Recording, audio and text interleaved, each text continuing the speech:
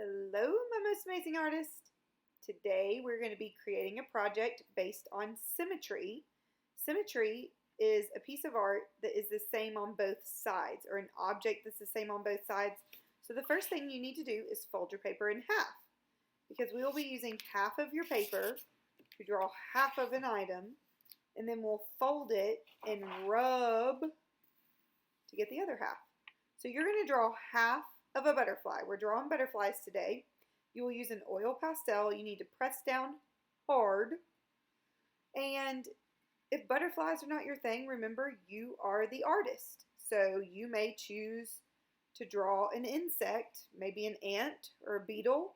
You might draw an arachnid, a spider. You may have something else in mind. Think of other things that are symmetrical. So once you draw very large, you're going to add details. So you want to use almost the whole half of your sheet of paper for your main subject. So my main subject is my butterfly, and then I'm adding details in that half of my butterfly. You may also want to use the Chromebook to really study the details of these types of insects. Okay, now for the magic part.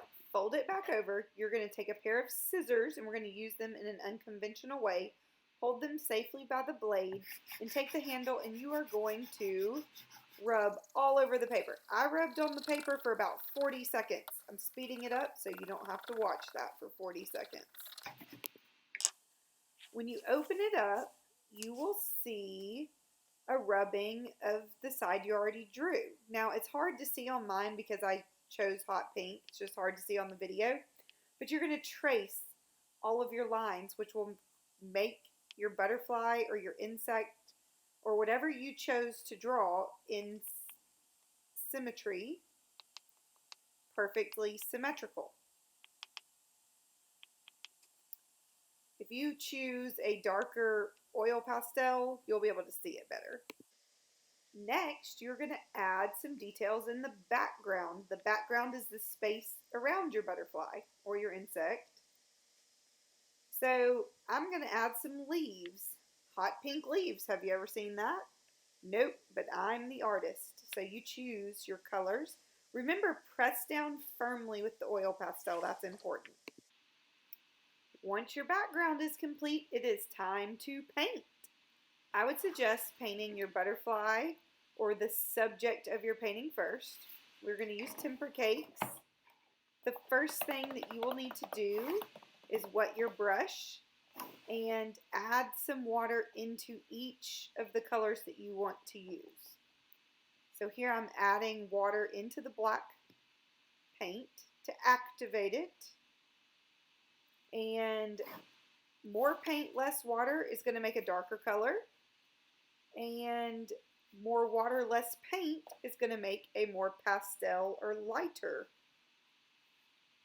color. Don't forget to wash your brush out between colors. I was just using black, then I decided to use yellow. If I got black in the yellow, it would be no bueno, not very good. So rinse out your brush. You can use as many colors as you want, but use your paint the correct way by rinsing out your brush. You can mix colors on your paper, but don't mix them on the trays. That way you are leaving them nice and neat for the other people at your table. So I chose a color scheme of reds and oranges, yellows and purples for my butterfly. You can choose any color scheme you'd like. Again, you can look at the Chromebook and look at the way the details of the animal, the insect, the arachnid, the butterfly that you chose to draw symmetrically.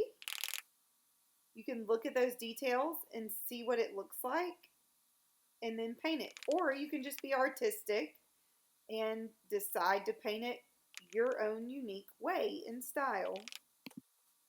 When you're finished with the butterfly, you should begin painting the background.